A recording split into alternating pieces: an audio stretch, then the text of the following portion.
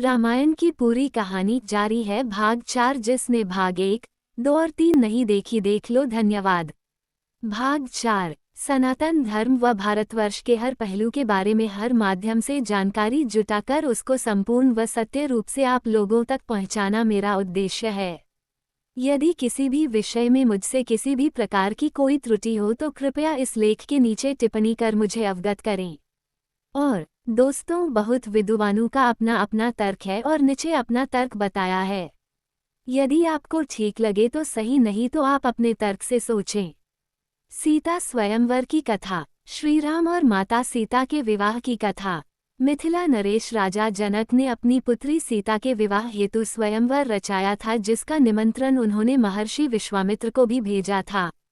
उस समय श्री राम और लक्ष्मण ऋषि विश्वामित्र के साथ उनके आश्रम में थे, इसलिए उन्होंने सोचा कि श्री राम लक्ष्मण को भी मिथिला में उनके साथ चलना चाहिए। उसके बाद ऋषि विश्वामित्र राम और लक्ष्मण के साथ मिथिला नगर में पहुंचते हैं, जहां पर राजा जनक अतिथि रूप में उनका स्वागत करते हैं। राजा जनक ऋषि विश्वामित्र को कहते हैं कि उन्हें अति प्रसन्नता हुई है कि आप हमारे नगर में मेरी पुत्री सीता को विवाह के लिए आशीर्वाद देने आए हैं।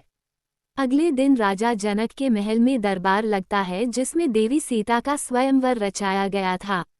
सीता स्वयंवर की कथा। क्या रावण की पुत्री थी देवी सीता? माता सीता का रहस्य। देवी सीता के स्वयंवर में एक से एक महाभट राजा और महाराजा आए हुए थे। देवी सीता जैसी सुंदर नारी को पत्नी रूप में पाने के लिए मनुष्य ही नहीं बल्कि कई देव तथा असुर भी मानव रूप धारण करके स्वयंवर में आए थे, तथा दरबार के मध्य में भगवान शिव का पिनाक धनुष रखा होता है। ऋषि विश्वामित्र के साथ श्रीराम और लक्ष्मण भी स्वयंवर दरबार में पहुंचते हैं। सभी मेहमान राजाओं के आ जाने के बाद राजा जनक उन्हें संबोधित करते हुए कहते हैं, सीता स्वयंवर की शर्त। राजा जनक सभी को की शर्त बताते हुए कहते हैं, आप सभी राजाओं का मेरी पुत्री सीता के स्वयंवर में स्वागत है। आज इस स्वयंवर को जीतने की शर्त यह है कि जो भी महारथी सामने रखे भगवान शिव के पिनाक धनुष को उठाकर उस पर प्रत्यंचा चढ़ाएगा, उसी से मेरी पुत्री सीता का विवाह संपन्न होगा। अतः आप सभी से अनुरोध है कि एक एक करके आए और भगवान शिव के इस धनुष को उठाकर और उस पर प्रत्यंचा चढ़ाकर अपने बलाबल तथा शक्ति का परिचय दें।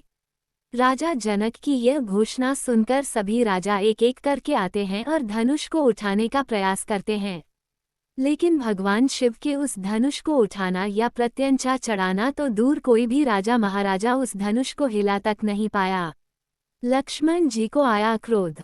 बहुत समय बीत जाने के बाद भी जब कोई राजा उस धनुष को हिला नहीं पाया तो महाराजा जनक को क्रोध आ गया।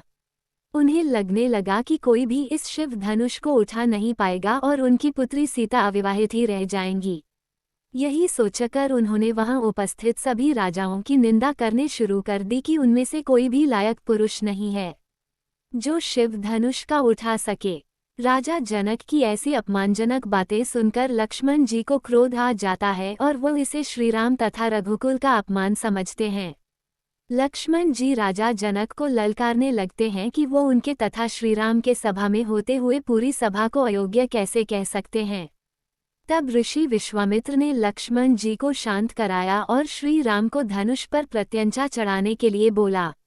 श्रीराम विनम्र भाव से ऋषि विश्वामित्र जी को प्रणाम करके शिव धनुष की तरफ बढ़ते हैं तो वहां पर उपस्थित राजा उनका उपहास करने लगते हैं, क्योंकि कहा जाता है कि उस समय भगवान राम की आयु लगभग 16 से 17 वर्ष की थी।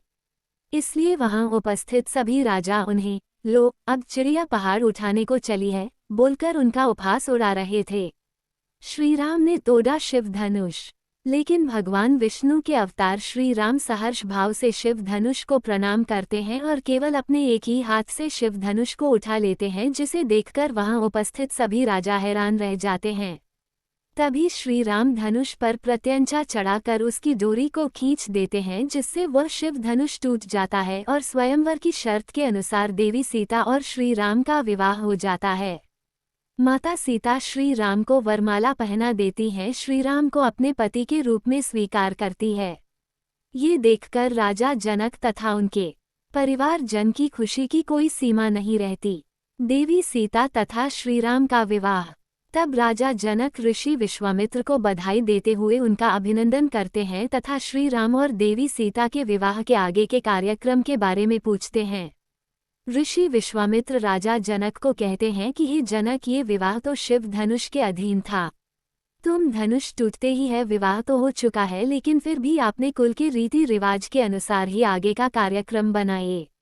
ऋषि विश्वामित्र के कहने पर जनकपुरी से राजा दशरथ के पास संदेश भेजा जाता है तथा उसके बाद दोनों परिवारों के द्वारा विचार करके राजा दशरथ के चारों पुत्रों का विवाह राजा जनक की चारों पुत्रियों से निश्चित कर दिया जाता है, जिसमें श्रीराम के साथ देवी सीता, भरत के साथ मांडवी, लक्ष्मण के साथ उर्मिला तथा शत्रुघ्न के साथ श्रुतिकीर्ति का शुभ विवाह संपन्न किया जाता है।